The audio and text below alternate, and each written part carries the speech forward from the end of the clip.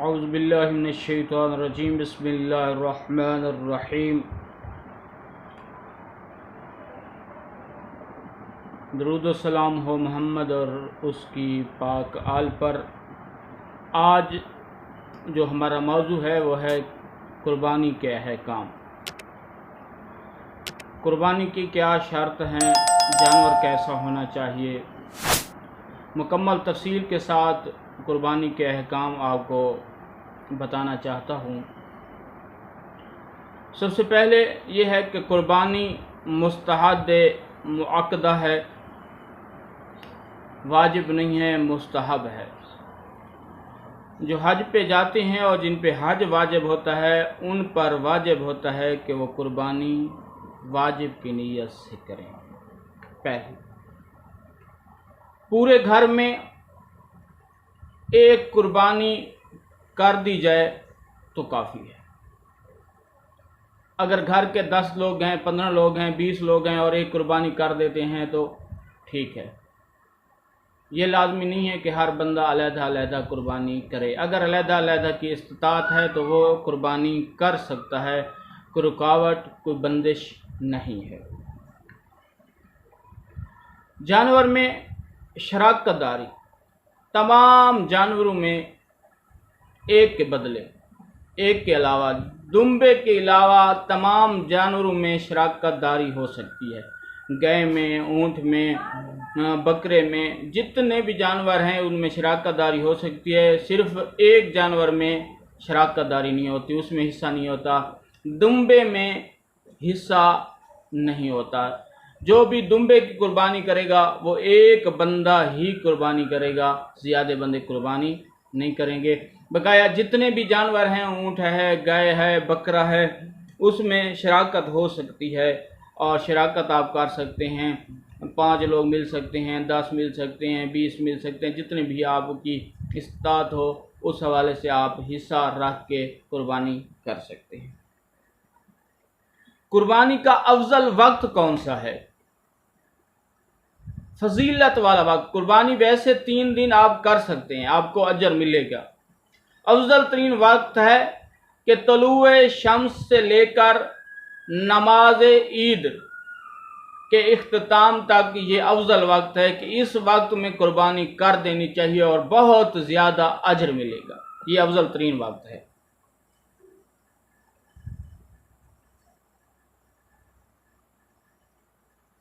कुर्बानी आप किस किस जानवर की कर सकते हैं? ऊंट की कर सकते हैं, मादा ऊंट की कर सकते हैं, गाय, नर गाय और मादा गाय की कर सकते हैं, भेड़ मादा और नर दोनों की कर सकते हैं, बकरा और बकरी की कुर्बानी कर सकते हैं। लेकिन शर्त यह है कि इन जानवरों में किसी के पेट में बच्चा ना हो। अगर बच्चा होगा तो कुर्बानी नहीं होगी। क्या ऐबदार जानवर की कुर्बानी हो सकती है? ये मुस्तहब है। ऐबदार जानवर की कुर्बानी हो सकती है। जिन पे कुर्बानी वाजिब है, जो हज पर गए हुए हैं, उनके लिए शर्त है कि ऐबदार जानवर ना हो। और कोशिश करें आप भी ऐबदार जानवर ना हो। अगर ऐबदार जानवर है तो कुर्बानी हो जाएगी। कोशिश करें कि मोटा और अच्छा जानवर लें ताकि खुदा की बारगाह में एक अच्छी सी अच्छी कुर्बानी जाए। जिल्द या चमड़ा, मुस्तहब यह है कि जानवर का जिल्द या चमड़ा सदके के तौर पर किसी गरीब को, किसी मदारिस को, जहां फलाही काम किए जाते हैं, उनको दे दिया जाए। बेहतर यही है।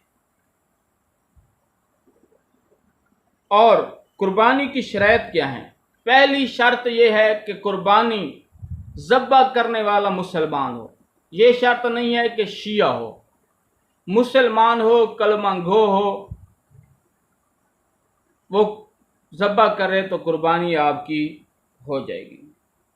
दूसरी शर्त है ज़ब्बा करने की कि छुरी लोहे की छुरी होनी चाहिए, किसी धात की, स्टील की छुरी से कुर्बानी नहीं होती। शर्त यह है और फिक़्ह का मसला यह है कि जो छुरी है छुरी पहली बात है कि तेज़ होनी चाहिए, और दूसरी बात ये है कि छुरी लोहे की होनी चाहिए, स्टील की या धात की छुरी से जानवर जो ज़ब्ह किया जाएगा वो कुर्बानी उसकी नहीं होगी।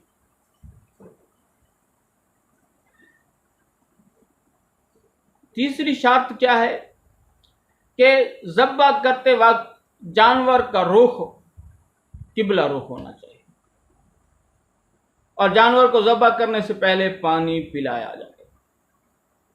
ठीक है। कुर्बानी करते वक्त बिस्मिल्लाह, अल्लाह अकबर, अल्लाह अकबर, अल्लाह अकबर कहना लाजमी है। एक मरतबा अल्लाह अकबर भी कह दें तो कुर्बान जानवर ज़ब्ह हो जाएगा और हलाल हो जाएगा। ठीक है। कुर्बानी करने से पहले जो दुआ है जो किताबों में लिखी हुई है, अगर पढ़ लें तो बहुत ज़्यादा सवाब होगा, अगर नहीं पढ़ी तो आपकी कुर्बानी हो जाएगी। शर्त नहीं है कुर्बानी के लिए कि दुआ पढ़ी जाए। ठीक है। ज़ब्ह करने के बाद कि ज़्यादा मिकदार में जानवर का खून निकले, ये ना हो कि एक दो कतरा निकला जानवर भाग गया, नहीं।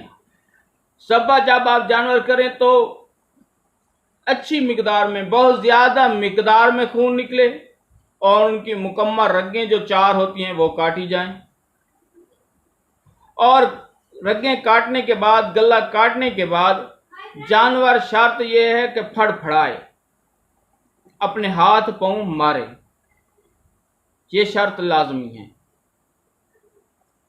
तो फिर आपकी कुर्बानी हो जाएगी।